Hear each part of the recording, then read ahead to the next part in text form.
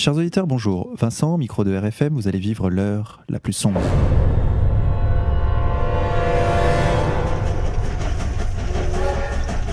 Chers auditeurs, je me trouve aujourd'hui avec deux membres de la rédaction d'Égalité et Réconciliation. Pierre Debrague, bonjour. Salut Vincent. Pierre, tu es l'auteur d'un livre édité aux éditions Contre-Culture, Le Cercle Proudhon, et tu nous accompagnes aujourd'hui pour une revue d'actualité. Exact. Dimitri Corias, bonjour. Salut à tous. Alors toi, donc, tu es également un membre de la rédaction d'Égalité et Réconciliation. Tu as écrit aux éditions Contre-Culture toujours La télévision malade du sionisme. Ouais. Chers auditeurs, nous avons fait le choix aujourd'hui de vous présenter une revue d'actualité avec donc nos deux auteurs Contre-Culture et membres de la rédaction d'Égalité et Réconciliation. Est-ce que vous êtes prêts, Dimitri Corias, Pierre Debrague ? Tout à fait Vincent. Absolument. C'est parti. Nuit debout, donc c'est un mouvement qui est en ce moment place de la République depuis bientôt un mois. Donc je sais, Pierre Debrague, que toi tu as eu l'occasion d'y aller avec la section Lyon, c'est ça ? Pas forcément avec la section Lyon, mais j'ai mis les pieds à Nuit debout, effectivement, à Lyon. On a vu passer un article où justement, et une vidéo où il parlait de... Je peux récapituler la généalogie de l'affaire si tu veux, S'il te plaît. En 30 secondes. Eh bien écoute, par curiosité, je suis parti accompagné de certains camarades simplement voir ce qui se passait sur place à la Nuit debout, place Guichard pour les Lyonnais.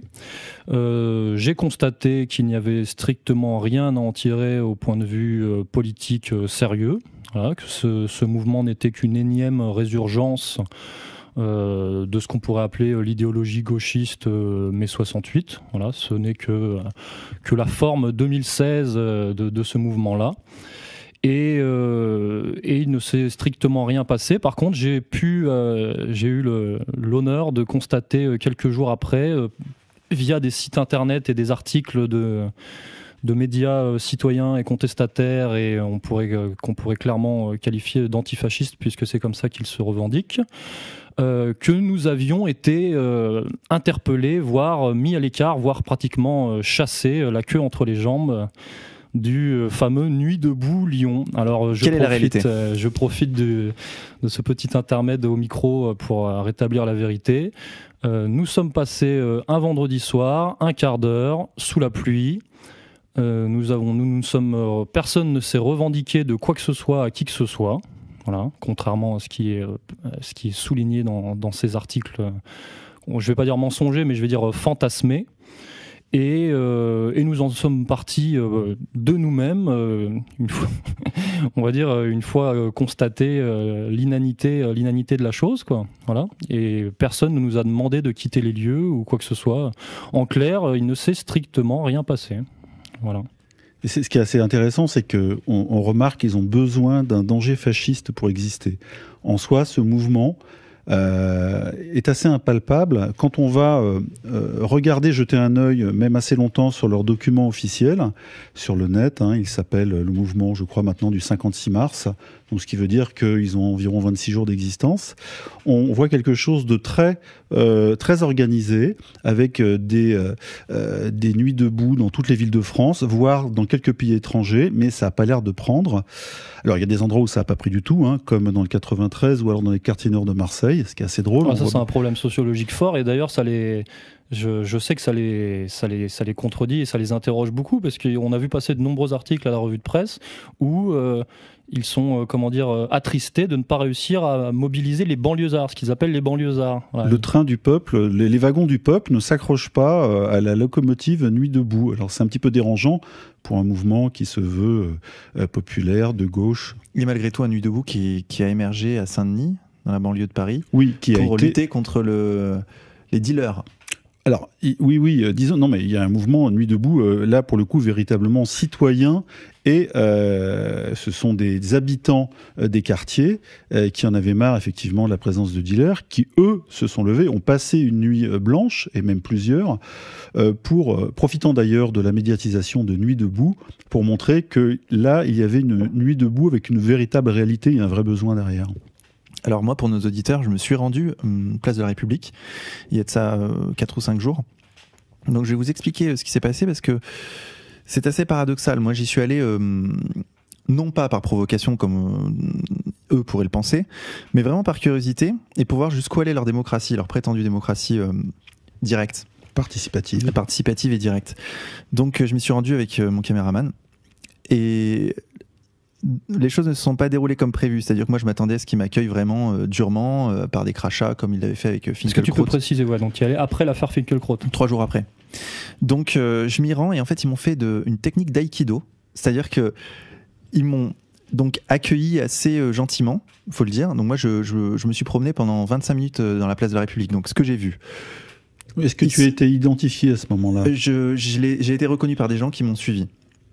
Par plusieurs personnes même, y compris par des sympathisants d'égalité et réconciliation qui étaient là et qui me disaient vous êtes suicidaire, pourquoi vous êtes là ? Donc moi ce que j'ai vu sur la place de la République, c'est vraiment beaucoup de monde. Donc j'y suis allé aux alentours de 16-17 heures. Donc j'ai vu énormément de monde, j'ai vu un mouvement qui est très bien organisé, avec plusieurs stands, des commissions LGBT, commissions féministes, commissions démocratie, et des commissions dans tous les sens, 15 commissions, des cercles. Il n'y a pas qu'un seul cercle, il n'y a pas qu'une seule assemblée générale, il y a des cercles en plusieurs endroits de la place. Des agoras. Avec des heures, 17h, 19h, des rendez-vous. C'est quand même très bien organisé, ils ont du pognon, il faut le dire, puisque moi j'ai vu leur radio debout. Alors ils ont plus de matériel que nous. Pourtant leur mouvement a 1 mois. Donc ils ont beaucoup de micros, d'ordinateurs, donc je me demande d'où vient leur matériel. Une pluie de dons, j'imagine. De dons participatifs. Non, Absolument. mais c'est clairement une question très intéressante. D'où vient l'argent ? Mais de toute manière, on sait très bien. Enfin, je veux dire, ils ont des scènes aussi. Il y a du matos pour faire des concerts, des choses comme ça. Bien sûr. Donc il y a un partenariat avec la ville, il y a une autorisation de la ville. De fait. Il y a certainement des financements avec la région. Enfin, par exemple, à Lyon, j'ai vu au stand, la sorte de librairie, j'ai vu énormément de revues financées, promues par la région Rhône-Alpes. Oui, mais alors là, on peut dire aussi que peuvent s'agglomérer à ce mouvement des associations ou d'autres mouvements qui sont dans le même esprit. Donc ça, c'est pas interdit. Je veux dire, le Nuit debout, c'est ultra fédérateur à gauche ou à l'extrême gauche, et c'est même d'ailleurs une espèce de melting pot, une bouillie politique qui permet à tout le monde, avec un tant soit peu d'esprit de gauche, de s'y reconnaître. Voilà. Donc voilà, donc c'est possible qu'ils aient aussi attiré quelques classiques mouvements associatifs qui, eux, sont subventionnés par l'État, mais de manière indirecte. Et ils ont, disons-le, puisque l'article est passé sur le site d'égalité et réconciliation, la bienveillance de la police. Puisqu'on a ce témoignage de ce CRS qui disait que il avait eu ordre lorsqu'il voyait comment on peut dire, Des attroupements, des débordements, de ne pas intervenir. Oui, ou lorsqu'il dépassait l'horaire prévu par la préfecture de déménager les lieux. Et ça se passe en général assez bien, je dirais, puisque les policiers savent qu'à telle heure ils doivent intervenir, mais les autres débarrassent déjà le plancher à ce moment-là. Après, ils reviennent. Il y a une espèce de jeu comme ça, de je m'en vais, je reviens. Mais disons qu'on a plutôt l'impression que c'est un grand théâtre politique plutôt que quelque chose de profond. C'est clairement un théâtre, c'est un théâtre politique, c'est un théâtre sociologique, mais c'est un théâtre, je dirais même, métapolitique, au sens où c'est les gens, enfin en tout cas ce que représente le mouvement Nuit debout, est clairement dans la filiation, je dirais, bourgeoise. C'est-à-dire que c'est un mouvement, enfin je le qualifierais moi de mouvement adolescent, c'est un mouvement adolescent, dans tous les sens du terme, qui fait sa petite crise d'adolescence face à ses parents symboliques que représenteraient l'État, ou même Finkielkraut, ou François Hollande, le Parti Socialiste, la loi travail. Voilà, c'est une sorte de petite rébellion à l'autorité d'un système dans lequel ils sont tout à fait partie prise. Est-ce qu'on peut aller plus loin et parler d'opposition contrôlée dans un contexte où le Front National monte en puissance et où peut-être ceux qui ont le pouvoir ont intérêt à faire monter une fausse opposition pour faire basculer, si vous voulez, le rapport de force politique, ou tout simplement le rapport de médiatisation d'une vraie par rapport à une fausse opposition. Ce qui est intéressant avec Nuit debout, c'est que justement les caméras sont depuis maintenant, je crois, 26 jours braquées dessus, et effectivement, on n'entend peut-être pas parler de la montée du FN, mais ça, c'est quelque chose qui n'est pas mesurable hors période électorale. Cependant, à Nuit debout, alors, Je reviens un tout petit peu en arrière. Il y a eu, en début d'année, à Canal+, la diffusion d'une série qui s'appelle Baron Noir, qui est en fait l'histoire en une dizaine d'épisodes, en saison 1, des rapports entre un président de la République français et son conseiller occulte. Et il s'avère que Julien Dray est très fier d'avoir servi de modèle à ce Baron Noir, ce conseiller occulte, spécialiste des coups. Et il se passe quelque chose dans cette série, c'est un mouvement lycéen qui est construit de A à Z, dont on voit les coulisses et la fabrication. C'est exactement ce qui s'est passé en fait à Nuit debout. Et c'est assez marrant parce que les scénaristes n'ont pas travaillé dans le vide, ils se sont basés sur l'histoire de Julien Dray et de son travail pour le Parti Socialiste et SOS Racisme auprès des lycéens. Et c'est exactement, on a vu le déroulement en réel, quasiment en parallèle de la série, de ce qui se passait, avec un petit décalage évidemment. Et d'aucuns, surtout à droite, ont dénoncé, entre guillemets, Benoît Hamon et Julien Dray comme les organisateurs, ou en tout cas Benoît Hamon, de cette pseudo-opposition. Et qui fait passer évidemment les jeunes ou les gauchistes comme la véritable opposition française et qui mériterait répression, etc. Une répression pas véritablement féroce, on l'a vu. Évidemment. Et dont le but est ensuite, face à la menace fasciste et la montée du Front National, de rabattre toutes ces voix soi-disant contestataires vers le vote comme toujours socialiste. Moi, j'aurais deux choses à dire dans ce cadre qu'on pourrait qualifier d'ingénierie sociale. Où la réalité dépasse la fiction, ou la fiction dépasse la réalité, ça s'entremêle. Je dirais que c'est par rapport à la montée du Front National, en fait, c'est peut-être envisagé comme une répétition. C'est-à-dire ce qui se passe là en 2016, c'est la répétition de ce qui va se passer dans un an, strictement dans un an, juste avant les élections, évidemment, parce qu'on va avoir la mobilisation antifasciste et blablabla. Comme un entre-deux-tours de 2002, quand Le Pen avait fait son score. Exactement. Donc, les dominants qu'on considère font une tentative et expérimentent et se rendent compte qu'effectivement on peut encore mobiliser les gens. Voilà, ça marche, il y a une domination des masses. Et dans un deuxième temps, quelque chose de très intéressant, c'est-à-dire que si Nuit debout a marché, a fonctionné au niveau, je dirais pas au niveau populaire, mais au niveau de la mobilisation, c'est sur un mensonge, sur un prétexte, c'est-à-dire que les gens se sont réunis au début au mobile de l'union sacrée. C'est-à-dire du dépassement du transcourant. C'est-à-dire que la convergence. La convergence, voilà. C'est-à-dire que Nuit debout, vu de très loin, du spectateur, enfin du français lambda, on imaginait ça comme un nouveau mouvement qui dépassait les clivages droite-gauche, de rassemblement, etc. Et petit à petit, comme tout à l'heure, je vous prenais la métaphore de l'adolescent. L'adolescent, l'enfant qui fait des bêtises, petit à petit se prend des petites fessées par la vraie autorité. La ligne réelle de Nuit debout est en train d'émerger. Et donc aujourd'hui, ces dernières semaines, et on l'a vu quand on a diffusé la vidéo sur le site, quand il y a eu cet appel d'un des initiateurs de Nuit debout à mettre dehors les crypto-fascistes et les soraliens, donc ce qui nous concernait, d'ailleurs c'était suite à notre venue à Lyon, notre passage éclair et quasiment plus qu'anecdotique. Comme quoi strictement une goutte d'eau les déborde complètement, c'est incroyable. Ou alors ils n'attendaient que cette goutte d'eau pour justement justifier leur mouvement. Et tout ça pour dire que là, c'est depuis quelques jours, la vraie ligne de Nuit debout est en train officiellement d'émerger, et c'est une ligne officiellement de gauche. Voilà. Nuit debout se revendique désormais comme un mouvement authentiquement de gauche, un mouvement anti-raciste, anti-fasciste, anti-homophobe, même anti-spéciste, ce genre de choses. Alors que la plupart des gens de base imaginaient que c'était un mouvement transcourant et d'union sacrée, et voilà, quelque chose de plus large. Petite précision, Nuit debout est quand même la résultante des manifestations anti-loi travail de Comrie, Badinter, MEDEF. C'est-à-dire que voilà, c'est né de cela. Avec, à la tête de ce mouvement, entre guillemets, puisqu'ils se prétendent ne pas avoir de tête, mais il y en a une, c'est Lordon, notamment, dont on a vu assumer cette ligne dont tu parles, Pierre, c'est-à-dire antifasciste, clairement. En tant que guide. Revendiquée. Elle est désormais revendiquée, pratiquement violente, parce qu'il a clairement précisé qu'il n'appelait pas à la paix, qu'il était là pour faire la guerre. Donc la guerre au capital et aux fascistes. Alors maintenant, qui sont les fascistes et qui fait la liste éternellement, c'est toujours les mêmes questions. Liste dans laquelle il inclut Étienne Chouard. Oui, parce que ça c'est encore un... Parce que je l'ai vécu... extraordinaire. Je l'ai vécu sur place. C'est-à-dire que c'est le nouveau concept, d'ailleurs c'est à l'anglaise, c'est le concept de démocratie all-inclusive. Donc, je ne sais pas si vous avez entendu parler de ça. Ouais. C'est-à-dire que la démocratie all-inclusive, puisque la problématique de Nuit debout en ce moment, c'est de se poser la question des limites de la démocratie. La démocratie all-inclusive, c'est la démocratie trop démocrate.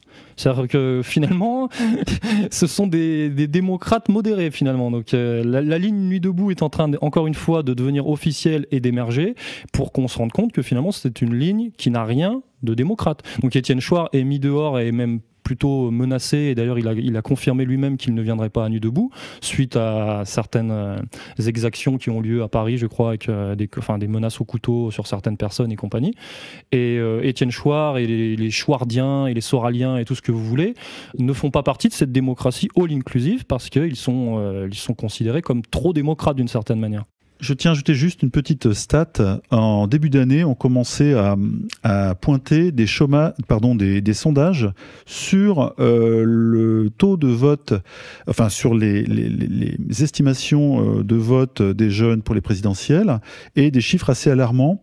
Donc je crois de 43% des jeunes pour le Front National. Alors c'est le FN qui s'est emparé de ce chiffre, qui a été contesté ensuite par le journal Le Monde, mais il s'avère qu'une bonne partie des jeunes, de manière inattendue et même en accroissement par rapport aux années précédentes, voteraient Front National en 2017. Et j'ai l'impression que ce mouvement Nuit debout arrive à pic pour essayer de contrer cet effet jeunesse vers le FN. Alors évidemment, donc il y a eu ensuite les redresseurs de tort du journal Le Monde qui ont fait tout un papier sur le fait que cette statistique était arrangée et utilisée par le FN pour sa promotion électorale. N'empêche que il y a eu là une sonde qui, je crois, a aussi aidé à faire émerger ce mouvement très très spontané et qui tombe à pic, à 1 an exactement des présidentielles. Oui, on peut clairement se poser la question de la spontanéité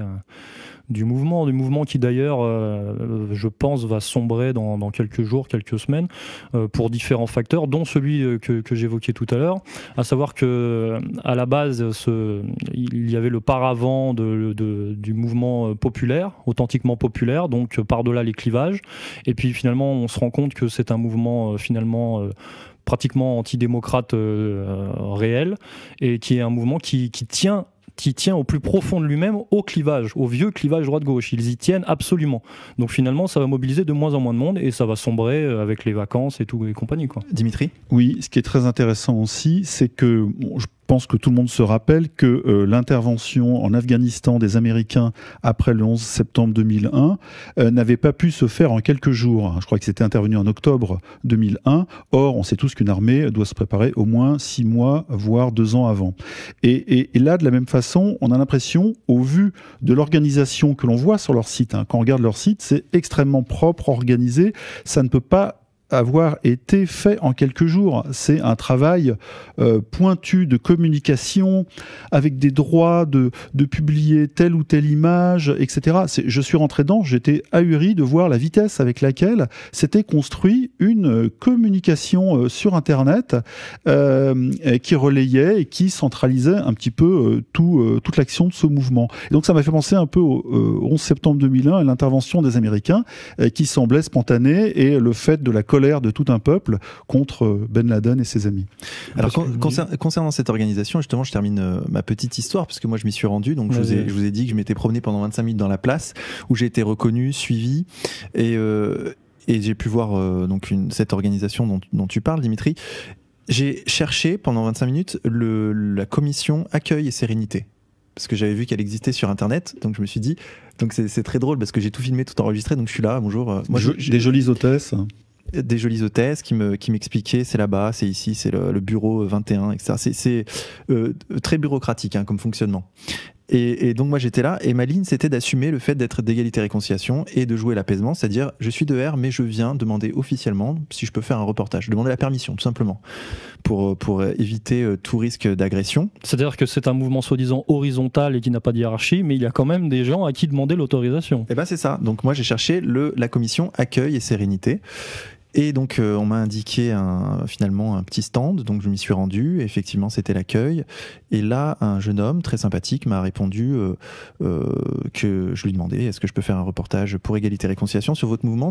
L'idée c'est simplement d'interroger les gens qui sont là, peut-être les organisateurs, faire 2-3 plans de coupe, etc. Et il m'a dit il faut parler à la commission presse.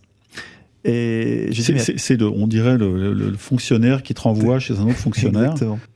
Et lui, par contre, il faut bien le dire, il m'a dit, moi, je lui demandais, vous savez qui on est, Égalité et Réconciliation, pour être sûr qu'il sache à qui il était en train de parler. Et il me dit, oui, je vous connais, d'ailleurs, j'ai rien contre vous. Bon, ok. Donc j'attends la fameuse commission presse, donc 2 jeunes hommes qui sont arrivés au bout de 20 minutes.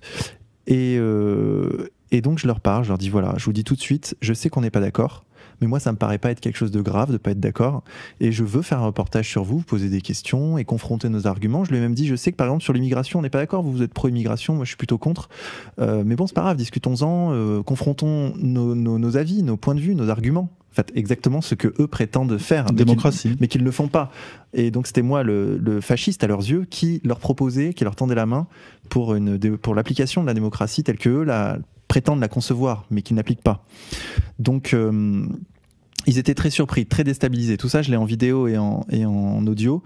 Et donc ils étaient très déstabilisés. Ils s'attendaient pas à avoir un fasciste en face d'eux qui était plus démocrate qu'eux en fait, et plus pacifiste qu'eux. Donc ils m'ont dit, dans leur imaginaire, quoi. Dans leur imaginaire. Et donc dans la forme. Ils me disent, on n'est pas contre à la limite, après tout ça finalement, après ce que j'aurais dit, on n'est pas contre, mais il faudra que vous nous renvoyiez un mail en nous expliquant bien votre projet, et là on vous donnera une autorisation. Donc moi ce mail je l'ai écrit il y a plusieurs jours, j'ai pas eu de réponse. Donc dans ce cadre-là, nous ce qu'on va faire c'est qu'on va y aller en leur disant on a joué le jeu, on vous a demandé l'autorisation alors qu'on n'y était même pas obligé puisque c'est un endroit public, on peut faire un reportage finalement si on en a envie. Donc on va le faire. L'essentiel, c'est d'avoir effectivement demandé, comme à toute personnalité interviewée ou mouvement, et une fois que la demande honnête a été faite, après, l'information peut jouer. Voilà, exactement. Voilà pour ce mouvement Nuit Debout. Debout. Moi, je veux juste préciser deux, trois petites choses encore que j'ai constatées sur place. C'est-à-dire que comme c'est un mouvement, tu as dû le constater aussi, soi-disant horizontal et de discussion permanente où on remet tout en question, blablabla. C'est-à-dire que malgré tout, il y a des gens comme ça, il y a des gens qu'on va appeler des naïfs, qui pensent qu'on peut discuter de tout et qu'on peut débattre de tout avec tout le monde. Voilà, on va dire des gens sympas, quoi. Il y a ce genre de population, sociologiquement, même si ça reste toujours des petits bourgeois, parce qu'effectivement, il n'y a aucun banlieusard, il n'y a aucun travailleur, il n'y a aucun populo au sens strict. C'est vraiment des étudiants et des petits bourgeois, des bobos, quoi. C'est réellement ce qu'on constate sociologiquement. Mais au sein de cette organisation soi-disant sans organisation, il y a des strates. C'est-à-dire que moi j'ai constaté réellement qu'il y a des gens naïfs avec lesquels on peut discuter, puis il y a d'autres personnes qui interviennent après par-dessus, qui viennent recadrer un petit peu la discussion. C'est-à-dire que si on va trop loin sur certains sujets, enfin même trop loin, c'est-à-dire pas très loin, mais si on dépasse un certain cadre, on devient tant soit peu louche. Est-ce que les naïfs sont éliminés après les naïfs, par l'organisation ? Les naïfs sont symboliquement éliminés et mis sur la touche, et petit à petit une police idéologique secrète, police secrète de la pensée unique qui s'instaure. Et donc je l'ai constaté physiquement. C'est-à-dire que j'ai d'abord discuté, avec des amis, on a d'abord discuté avec une jeune fille qui était évidemment opérationnelle partante pour discuter de tous les sujets. Puis finalement, un de ses supérieurs hiérarchiques invisibles lui a confié qu'il fallait quand même faire attention à certains sujets, qu'ils allaient tout mesurer et comment dire, valider. Voilà. Puis finalement, il y a eu un troisième personnage qui est arrivé en se revendiquant officiellement d'extrême gauche et en précisant directement qu'il y avait des limites et un cadre, et que Nuit Debout s'effectuait dans ce cadre-là. Voilà. Donc c'est clairement un mouvement d'extrême gauche avec des sujets définis, précis, et des anti-sujets. Voilà, c'est pas la liberté, on est d'accord. Et d'ailleurs, ces sujets, on les a constatés, moi je les ai constatés au stand, ce sont des sujets sociétaux.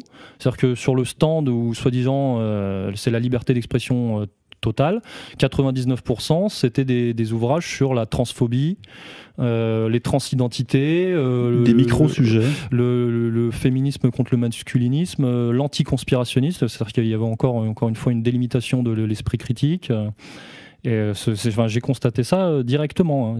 Alors moi, sur leur efficacité opérationnelle, je voudrais comparer ça avec une expérience que j'ai eue il y a... les Indignés, c'était il y a combien de temps? C'était il y a 3-4 ans, plus? Oui, du temps de Stéphane Hessel.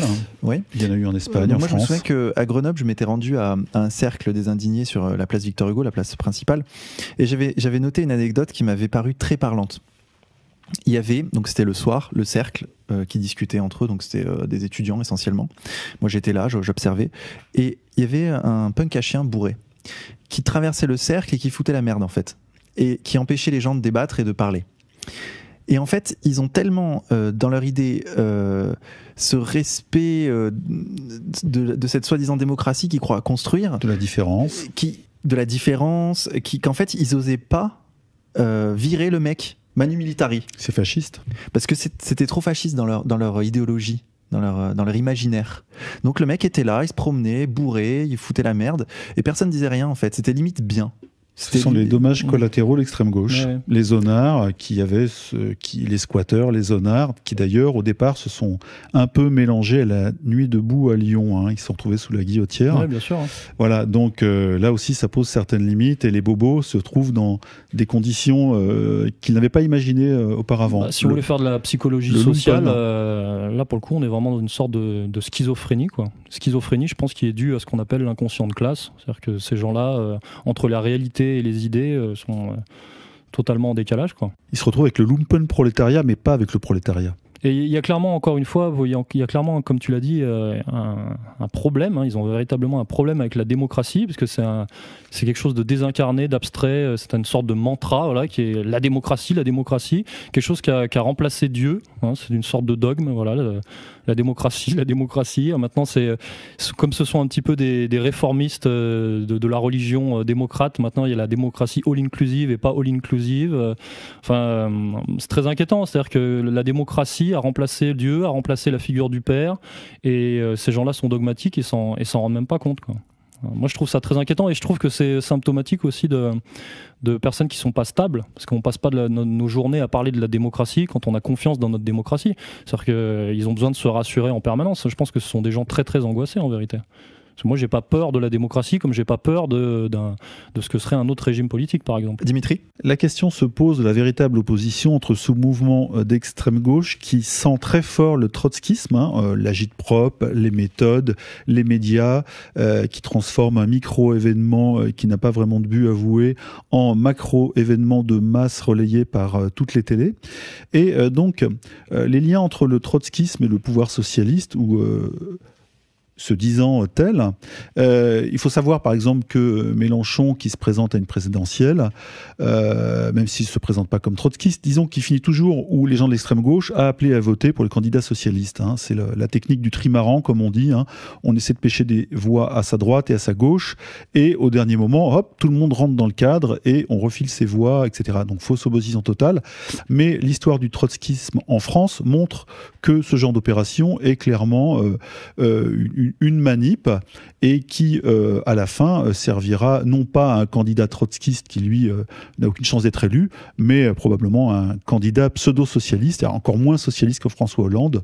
On peut imaginer Valls ou Macron, un de ces quatre. Et Pierre, sur cette loi travail, est-ce que tu peux nous dire précisément en quoi elle consiste ? Ce que je peux dire, c'est que ce mouvement est soi-disant partie de la contestation de la loi El Khomri, de la loi travail. On va dire que c'était le prétexte conjoncturel. Et ce qui est assez ironique et dialectique, c'est-à-dire que finalement, tous ces gens-là se revendiquent d'extrême gauche, blablabla, sans jamais remettre en question l'Union européenne et l'euro.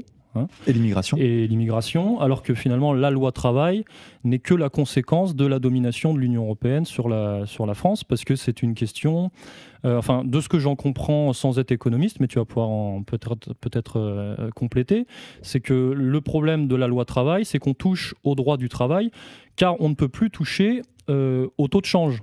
Parce qu'on ne peut plus toucher à la monnaie, donc pour faire ce qu'on appelle de l'ajustement ou de la flexibilité, à cause du verrou de l'Union européenne et de l'euro, eh bien on va toucher au salaire. Voilà, on va toucher à la flexibilité de l'emploi. Voilà, c'est ça la macroéconomie. Et donc si on veut contester la loi travail correctement, eh bien, il faut contester l'Union européenne, il faut contester l'hégémonie de l'euro, c'est tout. Et ces gens-là ne le font pas, je ne l'ai pas entendu là-bas, moi. Alors, il est effectivement difficile de lutter ou de manifester contre l'européisme. Il faudrait peut-être que les jeunes en question des Nuits debout se rassemblent par dizaines ou centaines de milliers devant le Parlement à Bruxelles ou à Strasbourg. Bien sûr. Voilà, là on irait vers quelque chose de plus sensé et de plus logique. Mais c'est pas possible pour ces gens-là parce que ça serait devenir souverainiste. Voilà, parce que c'est le fond du problème, c'est le problème de la souveraineté. Et ces gens-là ne peuvent pas devenir souverains, donc ils ne peuvent pas devenir conséquents sur le champ social, c'est pas possible. C'est interdit dans les statuts de l'extrême gauche. C'est interdit dans cette religion qui n'existe pas. Voilà.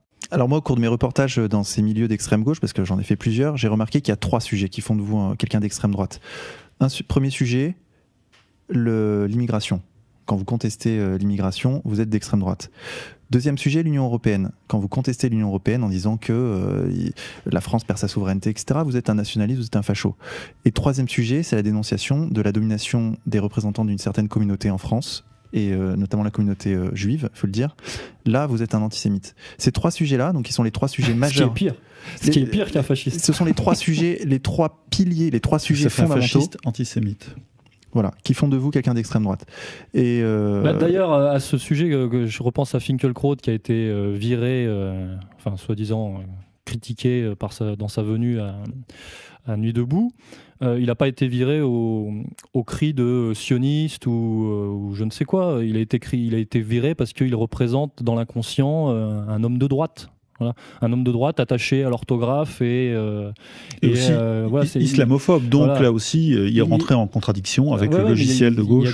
Il y a clairement un problème schizophrénique sur tout un tas de choses. Véronique Jeuneste aussi a été virée. Oui, elle a essayé de faire, dans l'émission de Paul Amar sur i24 News, elle a essayé de faire sa Finkielkraut.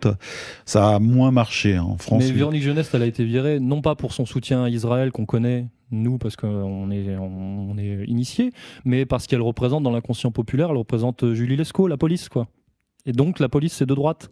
Oui, et elle a aussi pris des positions islamophobes très marquées. Très marquée il y a quelques années. Elle s'en est, depuis d'ailleurs qu'elle a arrêté son émission, enfin sa série télé. Je voulais juste revenir sur les 3 parties dont tu parles, Vincent, qui ferait de quelqu'un un fasciste, donc l'espèce de pas de doigt, le trident. Sur l'immigration, il y a eu un précédent en 1984, je crois, avec Georges Marchais, qui était le premier secrétaire du Parti communiste français, qui a, lui, tenté d'imposer à gauche un souverainisme, ce que d'ailleurs Chevènement a repris après, et ce qui lui a valu d'être expulsé par Jospin de l'équipe gouvernementale. Le souverainisme a été testé à gauche, sauf que lorsque Georges Marchais a voulu, avec des bulldozers, écraser des foyers de travailleurs immigrés à Montigny-les-Cormeilles dans le 95, dans le Val d'Oise, tous les médias lui sont tombés dessus déjà à l'époque. Les choses étaient moins claires qu'aujourd'hui, mais déjà les médias ont défendu effectivement l'immigration comme étant une chance pour la France et le Parti communiste comme étant dangereusement nationaliste. Ouais. Et pourtant, c'était un parti théoriquement internationaliste, mais qui voulait défendre les intérêts français et les intérêts des ouvriers français. Voilà. Et écoutez, moi, sur l'immigration, si je puis rajouter quelque chose, puisque moi, vous connaissez mon domaine de spécialité, c'est le Venezuela et Chavez notamment. Moi, j'ai fait ma thèse de doctorat au Venezuela. J'ai discuté avec un conseiller économique d'Hugo Chavez. Le mec travaillait à Miraflores, le palais présidentiel, et conseillait tous les jours Chavez en lui envoyant un rapport qui atterrissait sur son bureau tous les matins. Donc le mec était vraiment... Et c'est un Français, en fait, c'est un franco-espagnol. Et en fait, il me racontait que lui-même avait du mal à obtenir le visa pour rester au Venezuela. C'est-à-dire que les lois au Venezuela sont très dures, les lois d'immigration sont très dures. Pour ceux qui se revendiquent des révolutionnaires d'extrême gauche, du Che Guevara, de Chavez, etc. Donc, vous voyez... Encore une fois, il y a une contradiction. Il y a beaucoup de Boliviens, non, je crois, au Venezuela. Il y a beaucoup de... Non, c'est pas des Boliviens, c'est de Colombiens. De Colombiens, déjà. Pardon. Et d'ailleurs, il y a un racisme très fort au Venezuela à l'encontre des Colombiens, parce que les Colombiens, en gros, franchissent la frontière pour foutre la merde au Venezuela, pour le trafic de drogue, etc. Donc il y a beaucoup de racisme au Venezuela dû à cette immigration massive, en fait. Et il y a beaucoup d'Haïtiens aussi dans les quartiers pauvres. Moi, j'ai fait ma thèse dans un quartier pauvre de Caracas. Il y a beaucoup d'Haïtiens.